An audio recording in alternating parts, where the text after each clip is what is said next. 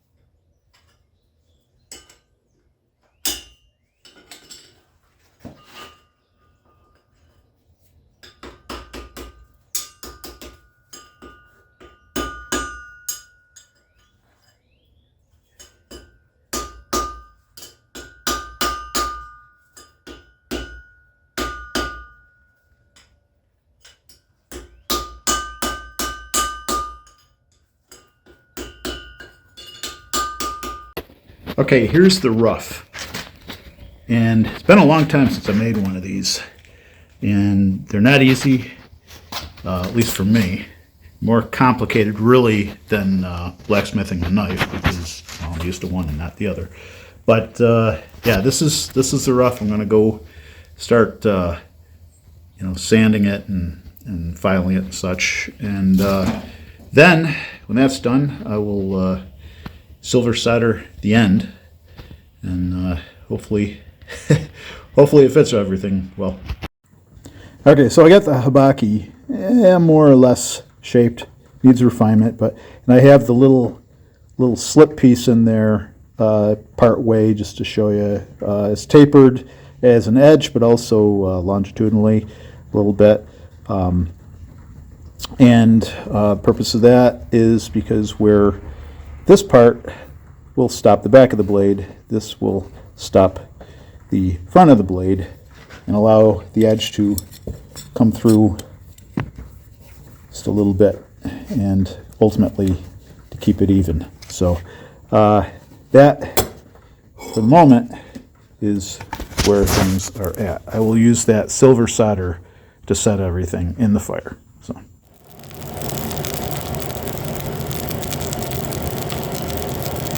Okay, here's the setup that I'm going to throw in the forge. This is more or less a design from I got from the guy at Crossheart Forge.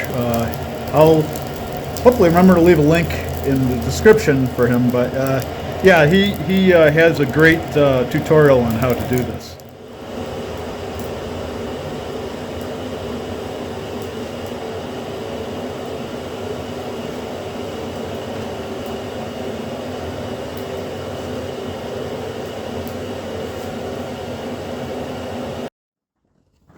Okay, here is the habaki. Do a little more refining on it, but there it is. And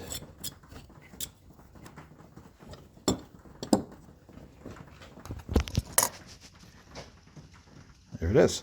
So here's a close-up of the habaki I made. This will get refined more later. And here's the workbench that I made from pellet stringers specifically for working on things like the saya, being able to do the chisel work and such next to the wood stove out in my other shop. And here's the saya glued and minimally worked on.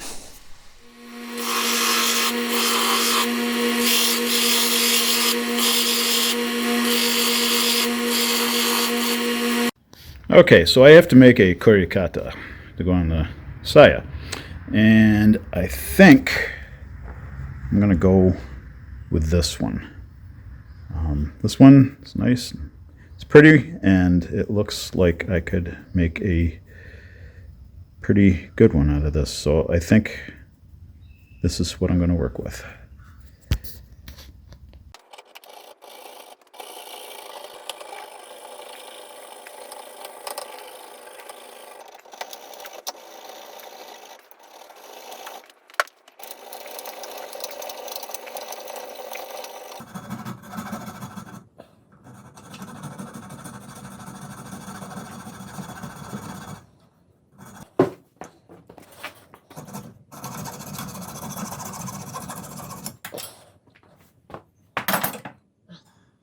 There we go. That's what you have to work with so far.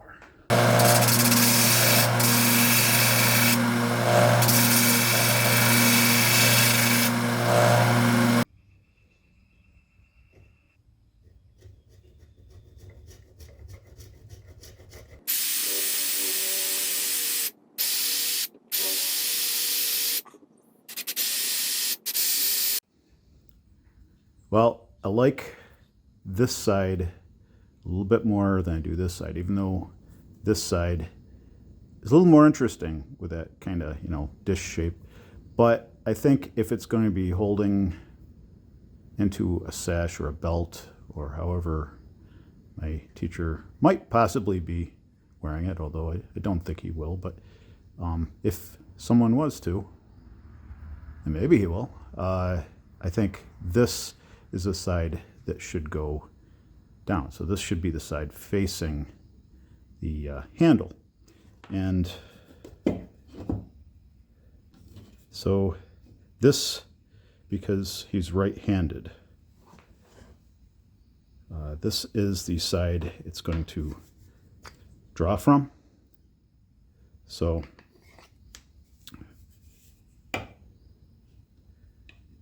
this is how it's going to have to go.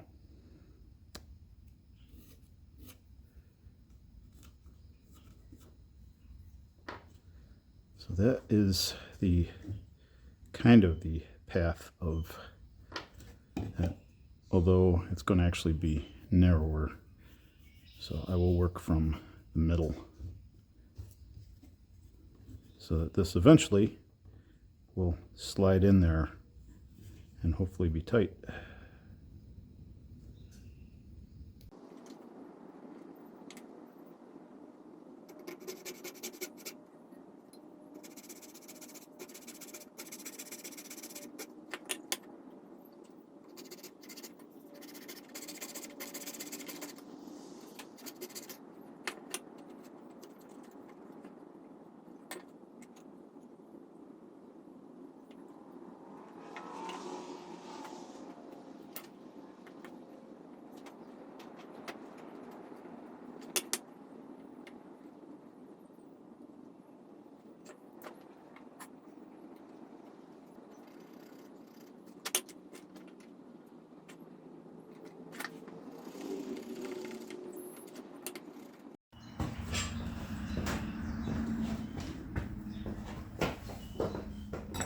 Okay, so about 1,000,000 years later, I've been fine-tuning this and the notch here.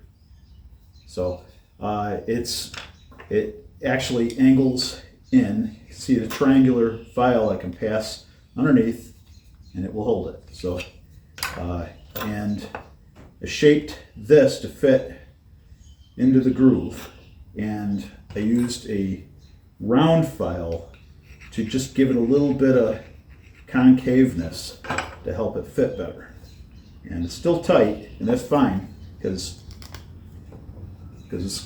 I want it to be tight, but it's going to be glued too. And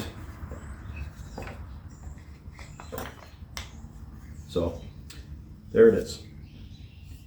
I'll be doing a little bit more, fine tuning to it, but that's what we have so far. Okay, so you can see the notch there. I'm trying to find it.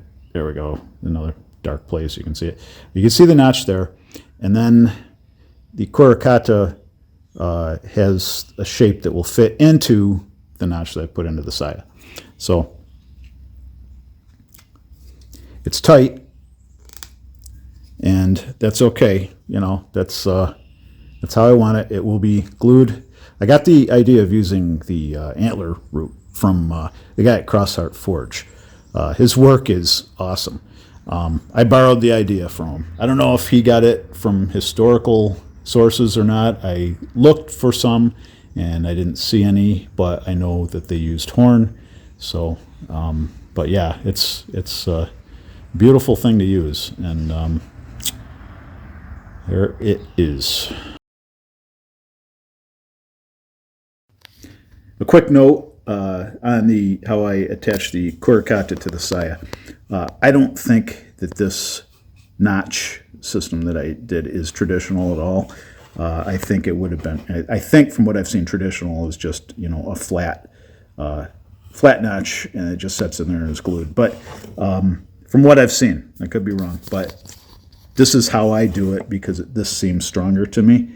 And even though somebody might be able to say, well, it's like under stress, it could split the wood, I think this is still stronger than if it was just flat and glued. This is notched and will be glued, and this is pretty hard wood. I'm really not too concerned about it. I'm not a purist right now for tradition. I dabble in tradition. I'm just not that good, to be the purist traditional person.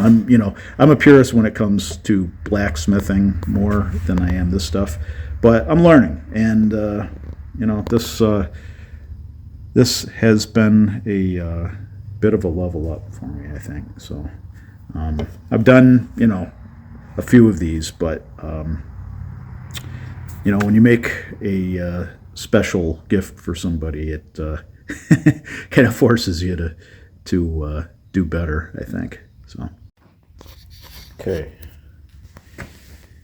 This, I think, is pretty close to where I want it to be. I did polish the blade, polished the other work a little bit too. Did some work on the SEPA to make it a little more interesting. And the handles in this, the saya is still a little bit tacky, so I'm not going to handle it too much. But yeah. The Haman now on both sides shows up more even in line than before. The one side was even, but the other side was a little ragged. But that's kind of evened out with the polishing. Okay, I just want to show the socket a little bit and the SEPA work I did on that. So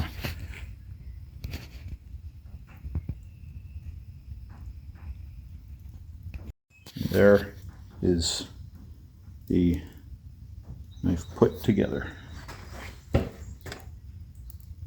All right, I got a little break in the thunderstorm here, so just gonna say that we're in good shape with this. So got a couple weeks to go still before I give it to my teacher. So that's it. Hope you had a good week. We'll see you on the other side of this one. You stay well. Be good.